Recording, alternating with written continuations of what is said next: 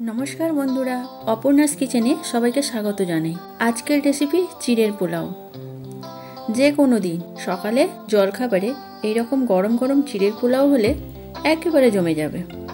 তো বন্ধুরা, আর দেরি না করে চলুন রেসিপিটি দেখে নেওয়া যাক।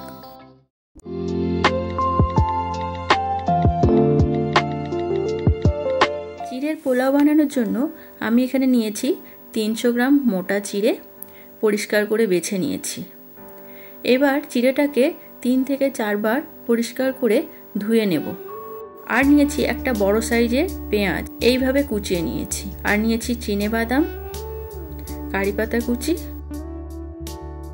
কিশমিশ, কাজু বাদাম, 2টি কাঁচা লঙ্কা কুচিয়ে নিয়েছি।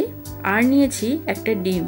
এবার ওভেনে একটা কড়াই বসিয়ে তাতে সরষের তেল গরম করতে দিলাম। আপনারা চাইলে সাদা তেলও ব্যবহার করতে পারেন। এবার আমি ডিমটি সামান্য নুন দিয়ে ফেটিয়ে নিয়ে কড়াইতে দিয়ে দিলাম। এবার এটাকে খানিকক্ষণ ভালো করে নাড়াচাড়া করে এইভাবে ভেজে নিয়ে কড়াই থেকে তুলে নিলাম।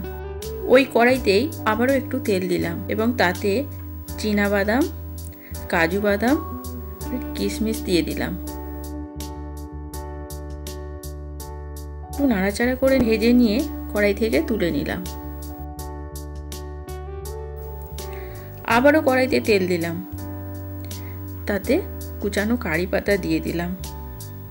একটু নাড়াচাড়া করে নিয়ে এর মধ্যে পেঁয়াজ কুচি দিয়ে দিলাম। এবার ভালো করে নাড়াচাড়া করে ভেজে নিয়ে পরিমাণ মতো লবণ দিয়ে দিলাম। একটু নাড়াচাড়া করে নিয়ে দিয়ে দিলাম সামান্য হলুদ। আপনারা চাইলে হলুদ নাও দিতে পারেন। এবার ধুয়ে জল ঝরিয়ে রাখা চিড়েটা দিয়ে দিলাম। এবার সমস্ত জিনিসটা ভালো করে এইভাবে মিশিয়ে নেব।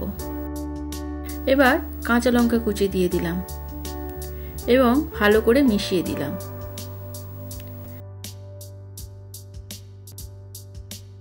এবার এর মধ্যে ভেজে রাখা ডিম দিয়ে দিলাম।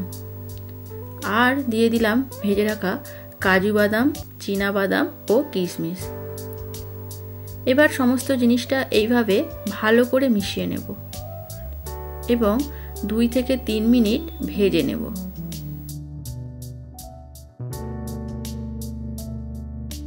চিড়ের পোলাও তৈরি। এবার আমি এটি সার্ভ করব। তো বন্ধুরা, আজকের রেসিপিটি কেমন লাগলো? যদি রেসিপিটি ভালো লাগে তাহলে লাইক করবেন, কমেন্ট করে জানাবেন।